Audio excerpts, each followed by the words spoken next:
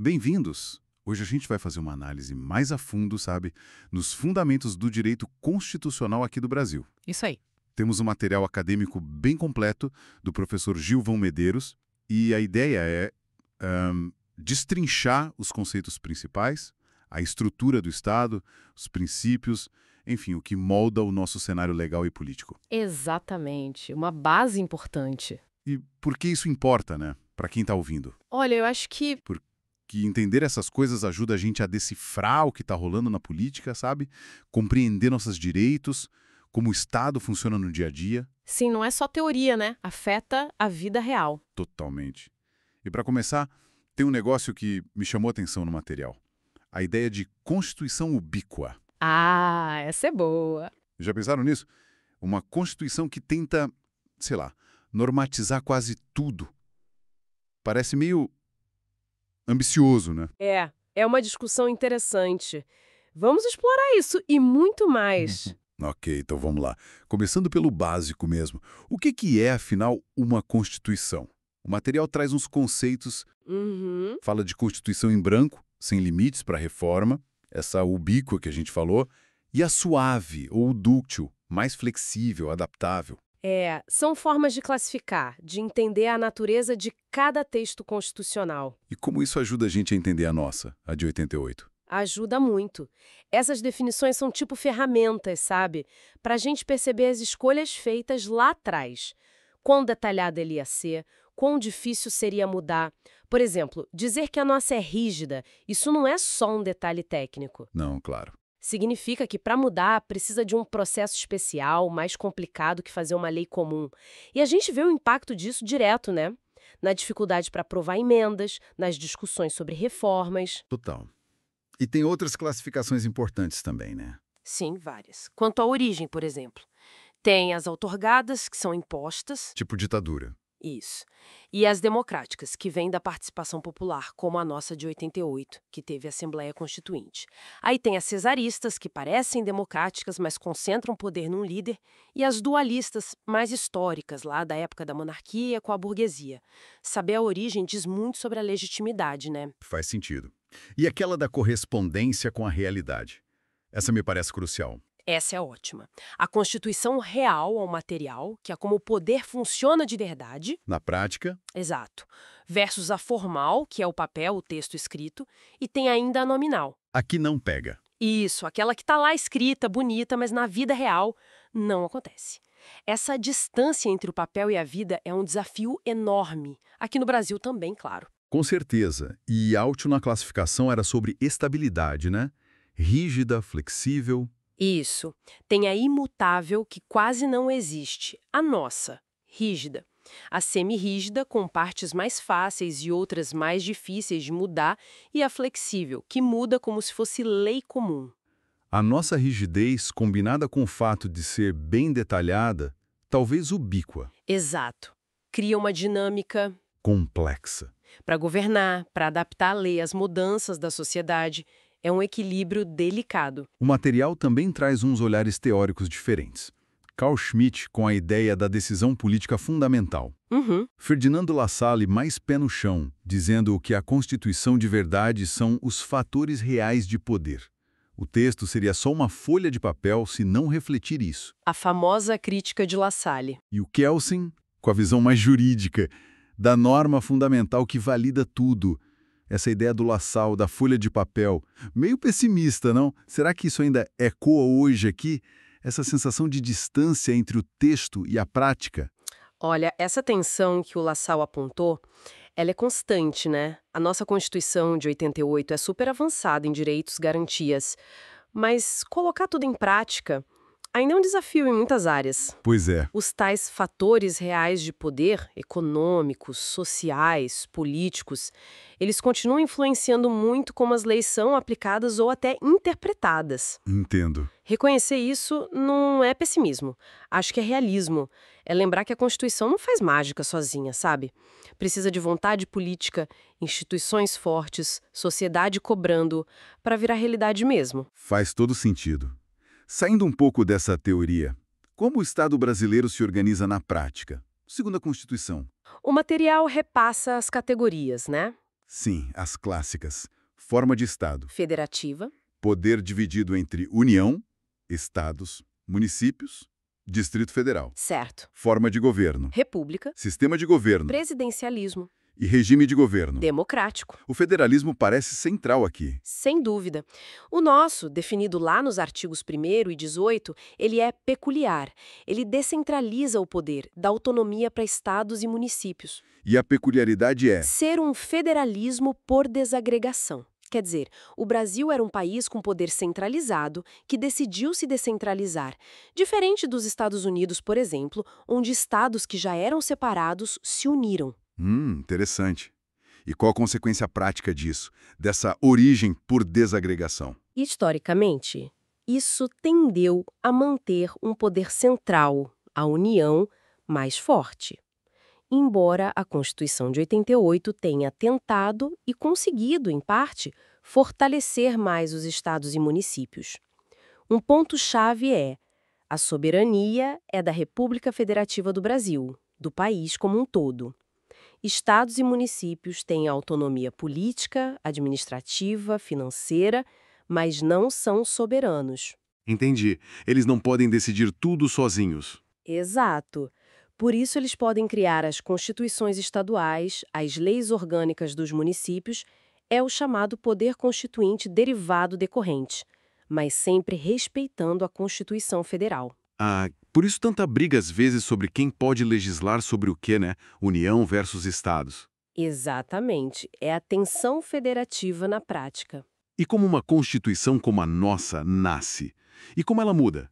Aí entra o tal do poder constituinte, né? Isso. O material diferencia bem.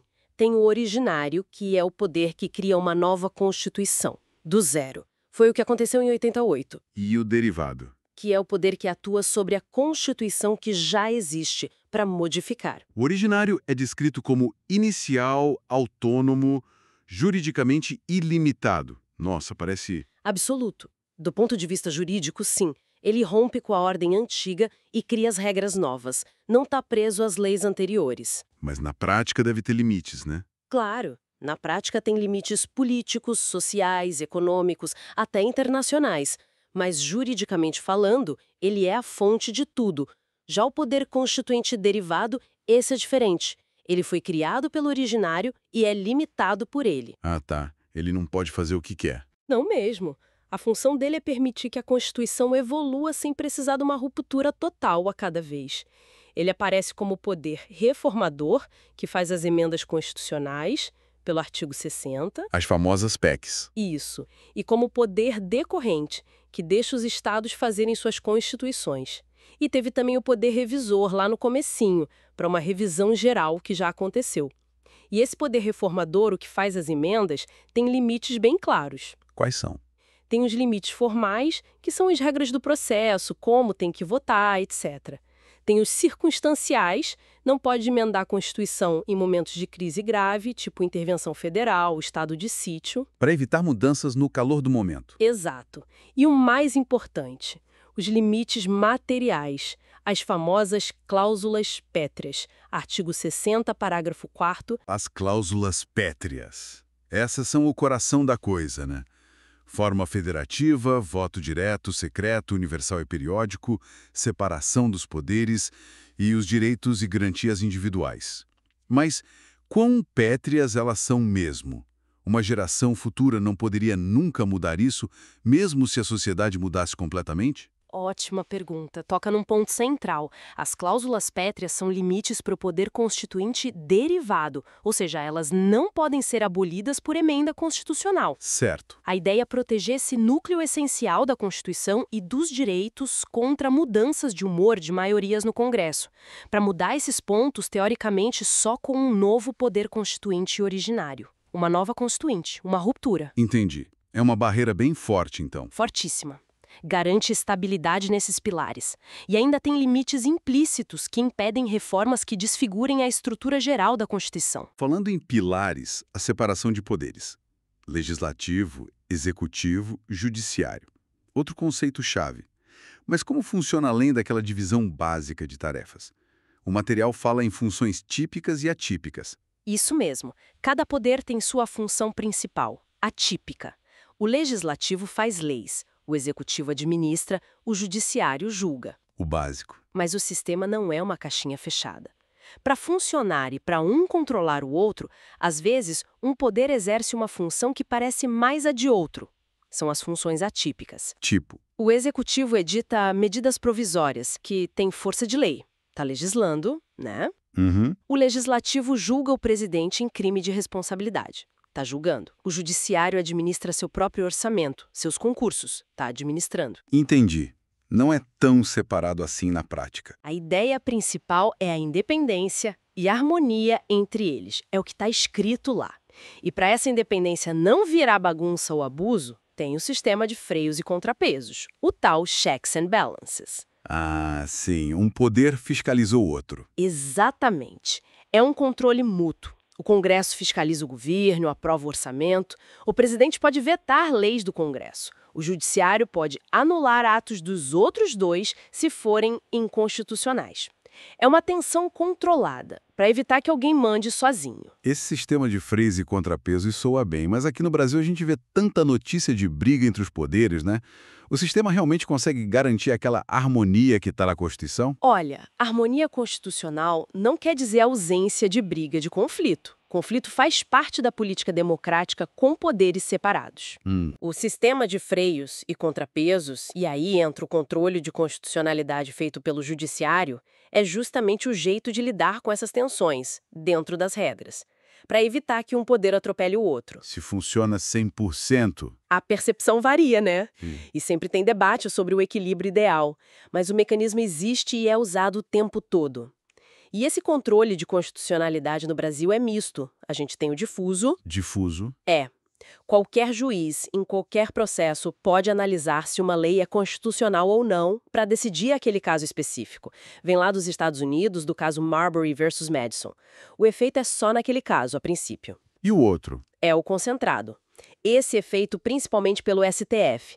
Ele analisa a lei em tese, de forma abstrata, fora de um caso concreto, e a decisão vale para todo mundo. Tem efeito geral, erga omnes. Entendi.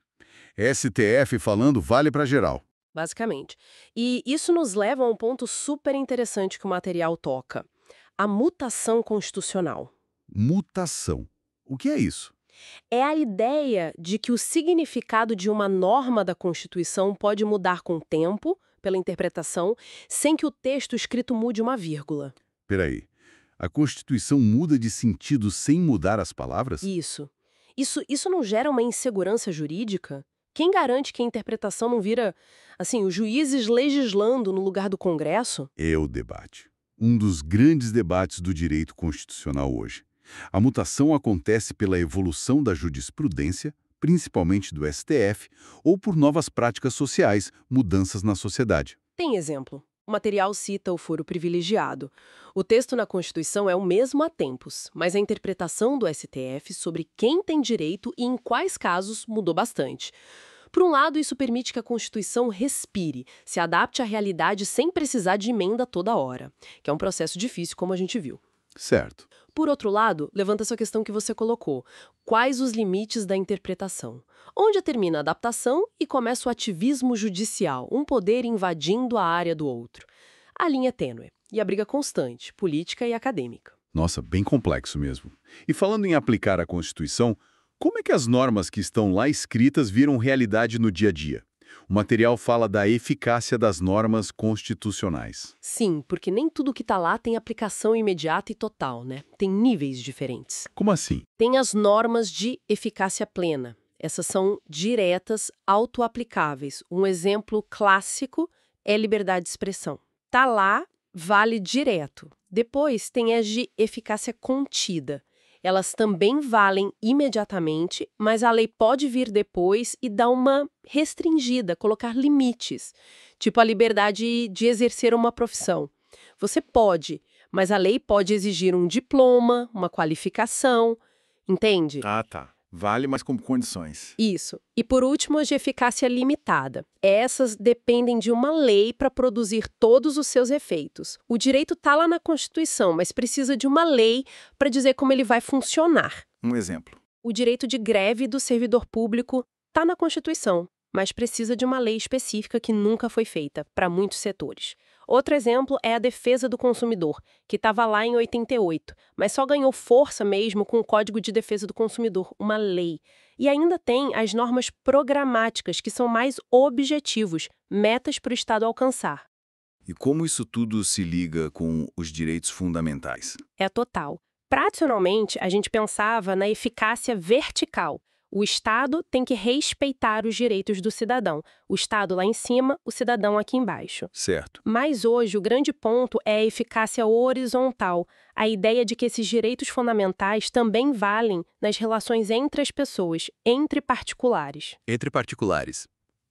Tipo, Empregador e empregado, nas relações de trabalho, empresas e consumidores, até mesmo em relações familiares ou entre vizinhos.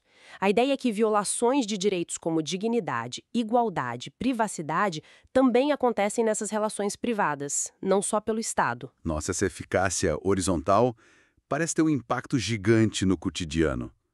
Trabalho, consumo, como essa visão mudou assim? Tem tudo a ver com uma corrente de pensamento chamada neoconstitucionalismo.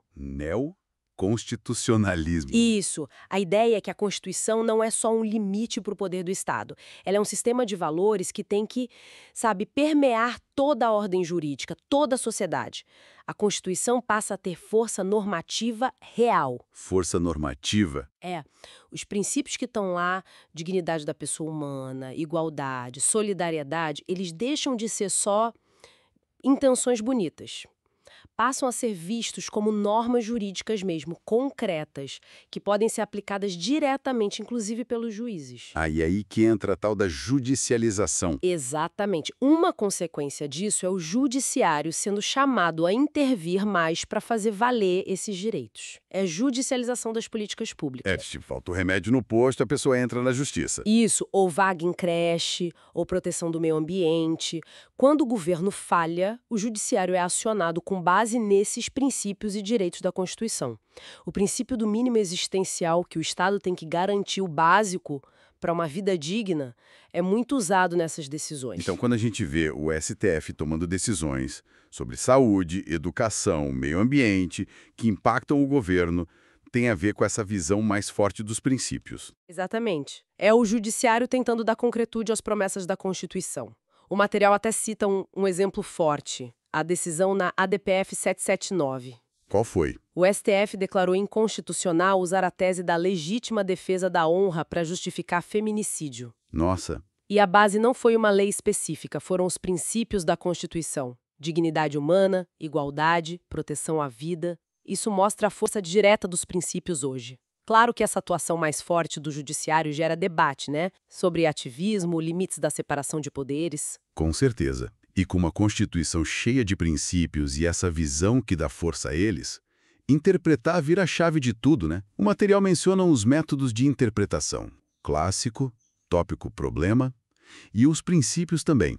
O que é o essencial para a gente guardar sobre como se interpreta a Constituição? Olha, mais do que decorar nome de método, acho que o importante é entender para que servem os princípios de interpretação. A ideia é fazer a Constituição funcionar do melhor jeito possível. Certo. O princípio da unidade, por exemplo, diz que você tem que ler a Constituição como um todo, de forma coerente. Não pode pegar um artigo isolado. O da máxima efetividade tem que dar às normas, principalmente aos direitos, a maior força, a maior aplicação possível. Não interpretar de um jeito que esvazie o direito. Faz sentido. O da concordância prática, quando duas normas parecem brigar, tentar harmonizar, achar um jeito de aplicar as duas, em vez de só jogar uma fora.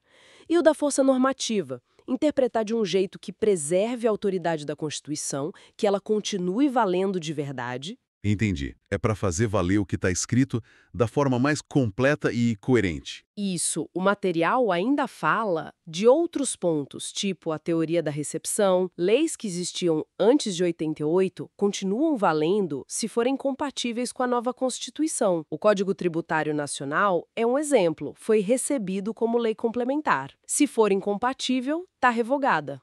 Ok. E fala que desconstitucionalização, uma norma da Constituição antiga virar lei comum e repristinação, uma lei que foi revogada voltar a valer do nada, São coisas que, em geral, não acontecem no Brasil, a não ser que a própria lei diga. E para mostrar como a Constituição vai no detalhe, cita o artigo da educação, né? O 206. Exato. Traz um monte de princípios: igualdade de acesso, liberdade de ensinar, pluralismo, escola pública gratuita, gestão democrática, padrão de qualidade, piso salarial. Mostra como a Constituição dá diretrizes bem concretas para áreas essenciais. Uau! Olha, a gente cobriu muita coisa. Desde o que é uma Constituição, as classificações, lembra da ubíqua, rígida. Uhum. Passamos pela estrutura do Brasil, federalismo, presidencialismo, como ela nasce e muda com o poder constituinte e as cláusulas pétreas protegendo o núcleo. Isso. A dança complicada da separação de poderes, freios e contrapesos, até chegar em como as normas ganham vida, a eficácia delas e como os direitos fundamentais são aplicados e interpretados hoje, com essa força do neoconstitucionalismo. O que a gente tira de mais importante disso tudo? Acho que a grande mensagem é que a nossa Constituição de 88 é sim um projeto ambicioso e é um documento muito vivo. Ela não está parada lá em 88. Ela evolui. Pela interpretação, pela mutação. Exato. Refletindo as lutas, os valores da sociedade. O neoconstitucionalismo dá gás para essa vitalidade, mas também lembra aquela tensão do La Salle, né? O desafio permanente de fazer o texto colar na realidade social, nos fatores reais de poder. Verdade. Então, entender esses fundamentos, como o Estado se organiza, os limites do poder, nossos direitos e como eles deveriam ser aplicados é essencial para a gente poder exercer a cidadania de forma mais consciente, mais ativa aqui no Brasil. Excelente resumo. E para a gente fechar com uma provocação, uma reflexão final, voltando lá no começo, se a gente tem essa Constituição que alguns veem como ubíqua, querendo regular tanto da vida, Uhum. e ao mesmo tempo tem o neoconstitucionalismo que valoriza a força dos princípios e até incentiva o judiciário mais ativo para concretizar esses princípios. Onde fica o equilíbrio? Interpretação judicial mais ampla, baseada em princípios, pode ir sem acabar invadindo demais o espaço da política, do legislativo, correndo o risco de tornar a Constituição onipresente até demais, talvez. Fica aí a questão para a gente continuar pensando.